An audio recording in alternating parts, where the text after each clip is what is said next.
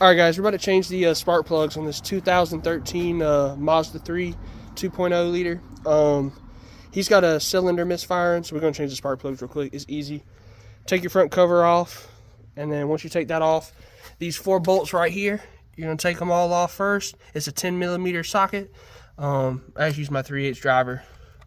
Oh, I already loosened it. But, you're going to take those 4 off first.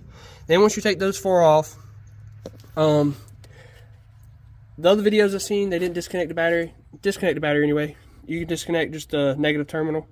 Then once you're done with that, we're going to take these 4 plugs out, take the coil packs out that are right here, and then the spark plugs are inside, and I'll show you all that stuff.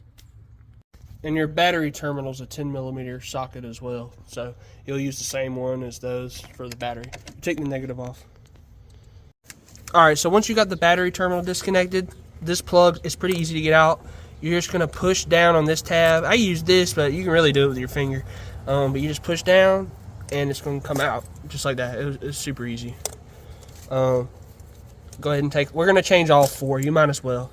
There's no sense in changing just one, unless you really don't want to spend the money. But I would recommend changing all 4.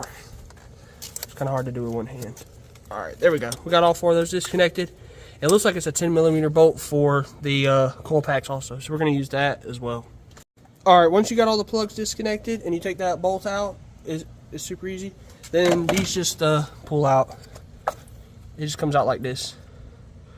And then you want to make sure this thing ain't messed up or whatever, but usually if your cylinder's misfiring, change the spark plug first, and then if it's still misfiring, then you change your coil pack. These things are expensive. Don't waste your money, because usually they don't go bad. Alright, so guys, we had to go get another socket. We ended up doing it late as hell, but the spark plug socket for this one was a different size than what I had, so it didn't work. So we had to go to the store and get one. They didn't even have the right size. We had to buy a socket set that would have it in there, so that we can take these off. So now we're just gonna go ahead and start taking them out one by one.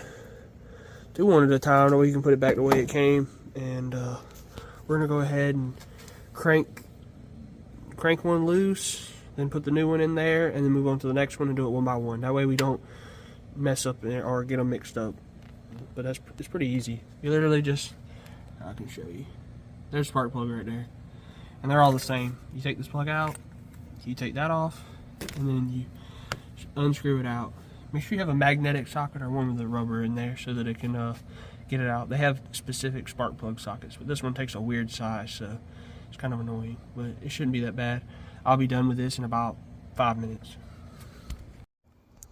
Alright guys, this was the old spark plug, and then that's the new one. The spark plug doesn't look that bad, so I really don't know what was wrong with it, but I'm changing it for my friend's car. What we did was we couldn't find a socket that would act like a spark plug socket to get this thing out. So we used a 9/16 socket, or you can use a 14mm. And you had to have a really long one so it can cover, you know, the whole spark plug. And we got it completely loose. And then I have my magnetic spark plug remover, and the actual end of the spark plug, the glass part, fits the same. And I just use this magnet. Mine's magnetic. If you have a rubber one, it won't work. But I was able to just reach in there and then grab it out once it was loose. And we're going to do it like that until we can just make and do with what we got. So, you know, once you got that, get the new one. But you'll take your new one. Let's try to do this. It's hard to do with one hand. And just make sure you put it inside the magnetic one, and see, it'll hold it. And we're gonna set it down in there real easy. Be very careful, because this it's not attached to it like it would be if it was made for this one. And we're just gonna ease it down in there, and then once we get it into the hole, we'll spin it a little bit so it'll catch. And then once the magnet can come loose of the spark plug, because it's got some threads in there, see, I was able to start it because it was magnetized. And then now this will come out, and then you just use your normal ratchet to get it out. I used my breaker bar only because of the fact that the ratchet, my extension wasn't long enough to fit in the hole. And this, I could just put it straight down. But try not to use one of these, just get a longer extension, because you'll put too much pressure and you'll break that spark plug when you go to put it in. And then that's pretty much it. We're going to go through and do the next 3. Shouldn't take no time, and then we'll be good to go.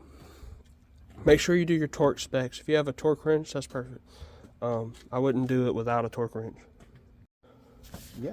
Okay. Alright guys, once you're done putting all the spark plugs in, make sure all your coil packs are back in, and then go ahead and just, pop all these plugs back in. It's they're really easy. You don't even gotta do nothing, you just push them in.